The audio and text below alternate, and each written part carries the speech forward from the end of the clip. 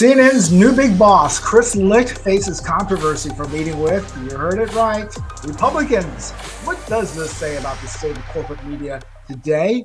Hello, everyone. I'm Linton Johnson, filling in for Tracy Grant. And today's Ovis podcast will show you why the business model of ratings and clicks is leading to the demise of objective journalism.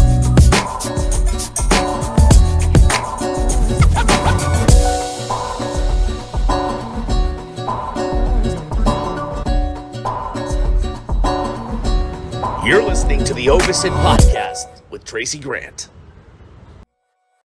All right, let's get right to it. On the show with me today is Warbly co-founder Dominic Thomas, who also serves as Ovis's chief development officer. Chris Licht, whom we're talking about today, is the new head of CNN. Full disclosure, I used to work for Chris when I was at KNTV. I anchored the 5 and 6 and 10 o'clock newscast and 11 o'clock newscast for NBC in the San Francisco Bay Area. My boss was Chris for a brief period of time as the executive producer. That was in the early 2000s. And quite frankly, he was a pretty good boss. I haven't had any real issues or contact with Chris since I left my station. We both left the station. I always kind of liked the guy. He had a good head on his shoulders, and I thought he always strived to be as objective as possible. What I find interesting, Dominic, is that he's getting backlash for doing his job. I mean, it's crazy. He's talking to Republicans. I thought journalists were supposed to always talk to all sides of the story. And according to these news reports, Chris Licht made the fatal sin of talking to Republicans, at least if you're from the opposite side of the political spectrum. As a longtime journalist myself, I have to applaud Chris for reaching out and meeting with Republicans, because that's what you're supposed to do. Your thoughts, Dominic? Yeah, I mean, it's crazy. You know, it feels like, you know, these news stations are trying to, you know, go so, you know, overboard to show that they're, you know, trying to give all sides of the story, trying to be objective and trying not to, you know, be engaging in any, you know, fake news practices. And, you know, I mean, it's literally the guy's job, right? Like, it's literally his job to go and report on all of Congress. It's supposed to be Congress when you're a reporter, right? Like, when you see Congress is Congress, not Democrats and Republicans. Like, you know, I've never been a reporter, but I assume, you know, if you're on like the, you know, Capitol Hill beat, you're not on the Republican Capitol Hill beat only, right? You know, you're there to report on the happenings of Congress. And so, wow, right? I mean, what a now level of almost like hyper, just batshit crazy partisanship, right? To the point that like corporate media has just completely lost its mind. I don't know. It's crazy. Well, and the fact that he's getting a little flack for doing his job, you know, he's trying to bring CNN from the political left and try to get it towards the middle by talking to the people on the right. And, you know, one of the big issues, according to these news reports, is that Republicans just don't believe him. Like, yeah, all right, yeah, you're saying you're going to treat us well, but I'm not sure I believe you. I mean, that's kind of a result of not Chris, but the previous administrations that allowed this to happen. Yeah, and you know, what is he supposed to do? You know, obviously, you know, if we're seeing that feedback from Republicans publicly, then that means, you know, he's hearing it publicly and privately, right? You know, I mean, it's his job to know these things. He's in the industry. He's an insider. So, you know, he's getting these rumblings. And, you know, I mean, I've run businesses before. If I was hearing that, effectively customers of mine, which is exactly what they are in a sense, or you know, are not happy, I'm going to reach out to them, right? I have to find out what's going on. I have to talk to them. I have to reassure them that no, we are in fact serious about our, you know, our new direction, if you want to call it, or our new strategy, or whatever it is. You know, it's just, it's really is baffling. I'm not sure what a guy in his position is supposed to do.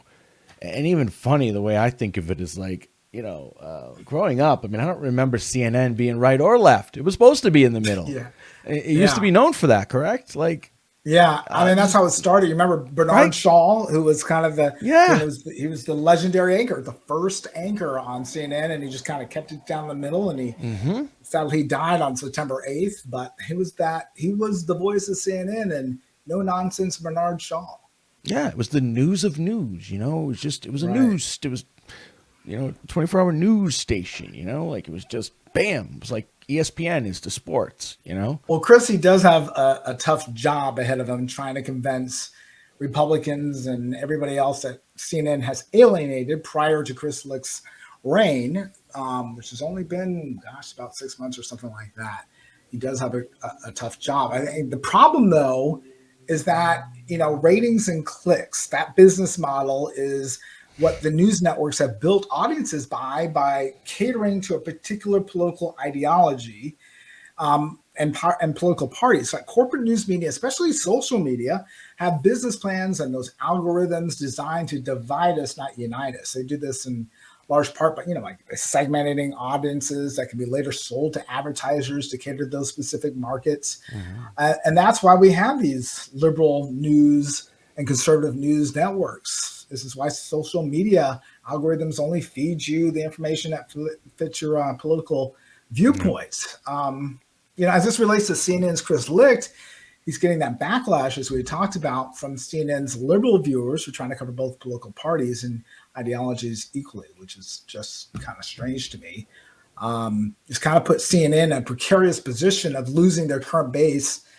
They might lose the liberal base in order to gain conservative viewers. Yeah, well, and they won't gain that many. We know that, right? So, what a disaster that would be. And that's, I think, the other problem, though, right? The other problem for both sides is, okay, let's say I want to reach across the aisle. Well, your base is so radicalized in certain ways that they won't allow it. Literally, your actual base won't allow it, and the business risk is so high to reach across the aisle, as we're seeing here, in real time, in a sense. Like, it's so high that why would you?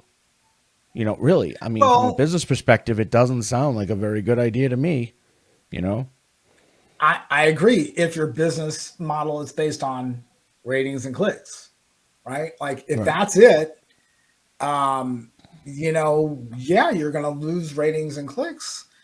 But there is a way to do this, I think, without having to rely on ratings and clicks, because the only people who win in that business model is the shareholders. The losers are we, the people.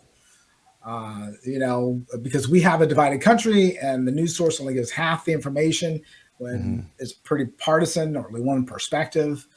There's got to be a better way. What do you think? Yeah, well, obviously, that's what we're doing here at Ovis is, we understand that the toxicity and the, you're not gonna affect change. It's just it's built into, the incentive model. And as human beings, we like to talk all the time about,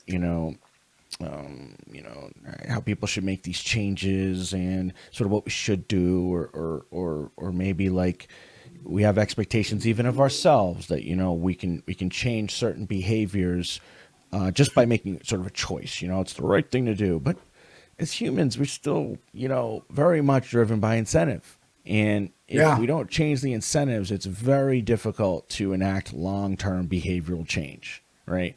And to do that socially, like in large social groups, impossible. We just shouldn't expect differently. It's not going to happen because somebody gives a rousing speech about, nonpartisanship and how important that is. Everybody can go home fired up, determined to change. But it won't happen if the incentive model doesn't align, because it won't be sustainable. Invariably, right, you'll be tested. Oh yeah, that's what I really wanted to do, but all of a sudden, my company's lost half its value. Well, different incentives come into play, like taking care of my family, and and so all of a sudden we got some really serious issues ahead of us. It's what comes to mind is like seminars. Tony Robbins seminars are very kind of famous for being, people leave there, with such a high amount of energy, literally high, right? Yeah. But to keep that and turn that, sort of like get that alchemy to turn that into actual lasting change or new actions, you have to act on it right away, because it's going to run out. It's going to fizzle out, right? So you have to put those systems in place, and that's something obviously that he'll talk about a lot. But you have to have something, a sustainable reason to do it. right? A sustainable Right. infrastructure that enables it. And that's definitely not the ratings and clicks model. No. So speaking of, coming up on the Ovis podcast, we're going to look at how Ovis and our community is building a much better place for news that is radically better. In fact, Chris, if you come over to Ovis, our community will solve a lot of problems for you. I would love to have you. We promise no one will be yelling at you for talking to Republicans. You'll be encouraged. Right. Join the movement. Be part of a global community that's ready to end fake news by incentivizing the truth. It's simple. All you have to do is go to ovisnews.com and follow us on social with a few clicks. All right, welcome back to the Ovis podcast. We're talking about the news media coverage surrounding CNN's big boss, Chris Licht, and his decision to reach out to Republicans. He's obviously trying to win back Republicans. And even if he succeeds of winning them back, he may not have solved his real problem, which is CNN's business model, ratings and clicks. That business model has caused an erosion of trust of news viewers, especially by those in the middle and far right of the political spectrum. Dominic, how do you think the business model is eroding trust in the news? Well, I mean, there was once upon a time you watched news because you actually just wanted to be informed, right? You weren't looking for. I mean, there might be an editorial opinion piece or something at the end, but you're just trying to stay informed. What's going on? What are the issues of the day? And so, yeah, we've all kind of adapted to the concept of a little bit of sensationalism and all that, but it's to the point now where it's gotten so far from being news that really I think only the extremes are tuning in, for the most part. Now, again, they happen to be extremely profitable viewers, right? From that's why the ratings and clicks work, because they're sort of almost like a radicalized viewer and to some degree consumer. But I know that I don't look at any mainstream news anymore to try to be informed, because we can't trust it. But then you also get the problem where, let's say the folks that actually are viewing this stuff on a regular basis, they don't trust it because, they always believe the other side's, full of it. So, Right, I mean, right. I don't think anybody in the end, actually trusts the news. I think that people go to their sort of favorite, news programs. Let's say, like, if I'm on the right, I go to Fox News. I don't even know if they go there that they trust it.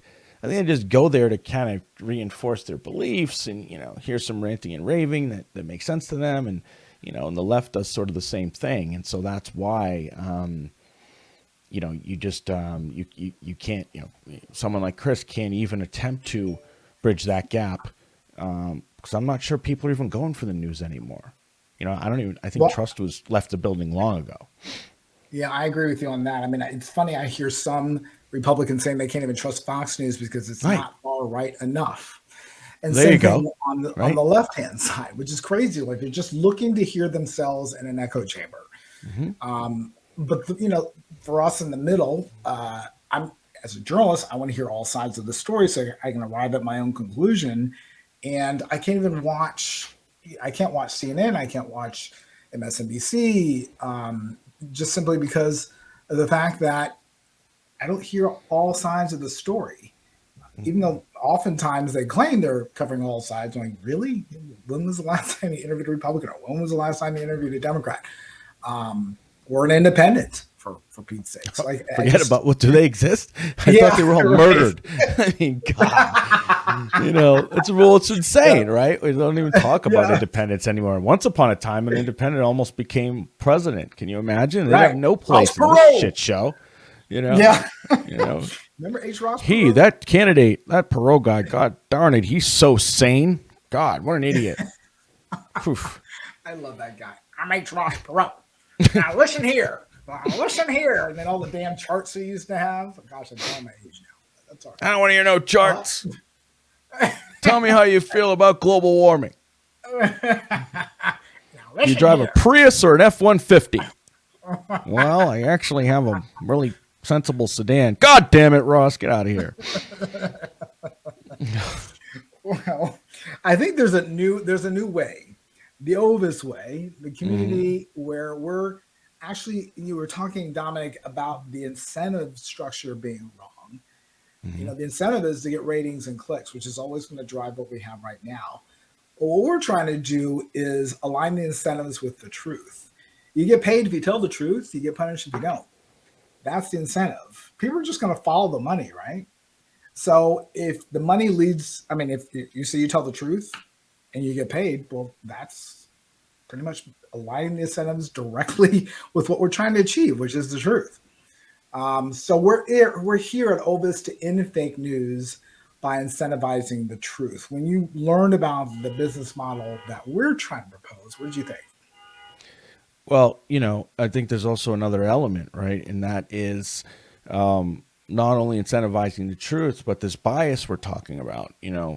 and that involves the community, right? And because you can even have bias and challenges by which news you're reporting on, which you could be telling the truth about. You could get very Right. truthful reporting, but about news that's really, by highlighting it, you're putting forth an agenda, because you're not talking about, is the issue. So in the Ovis model, the community is determining what's newsworthy. The community is deciding on, which topics we want, people want to hear about. And then there's, I think, a secondary factor too, is you're reporting on the truth, and you're incentivized to do that, but it's just basically going back to reputation, right? Yeah. Because that's what really drove old media to report the truth, because of course reputations are very closely linked to trustworthiness, and Uh-huh. being honest and being, reliable. So, you know, in the Ovis model, your reputation as a community member, as a fact checker, right, as a journalist, is going to be critical to the reward structure, to your access and ability within the platform's governance models, and other elements. So you're really, it's about honesty, right? I can turn your point about how you can have an agenda but still be telling the truth. And one of my Mm-hmm. favorite analogies of that is a train crashes, 100 people on board, 99 people survive, one person dies. Two truthful, accurate stories can come out of that. Mm-hmm. First one is tragedy, one person died on a train. Mm-hmm. The other one is miracle, 99 people survive, right? And one Mm-hmm. person dies. Mm-hmm. Two completely different narratives. But with the Ovis community, what happens is people get to offer up all these different narratives, and journalists get to explore all the different narratives. And as long as they do it truthfully, now you have a plethora of different narratives, all truth, all fact based narratives. And now you, as the person who is consuming the news, can understand the whole situation and come to your own conclusion and truth for that particular story. So I think that's the beauty about having community involved. That this is community based, whereas like in corporate media, they're just going to tell you what they think you want to hear, Right. and you don't have any input or any control over that. I'd extend your analogy in a sense, or as an example. Where we are now is, train crashed. One person died, 99 people survived. Plane went to the moon, hit three aliens, and fell back to Earth 99 times. There's no agreement on actually what happened, right? Like Right, there's no right, consensus on the actual issue. Like right. what actually happened.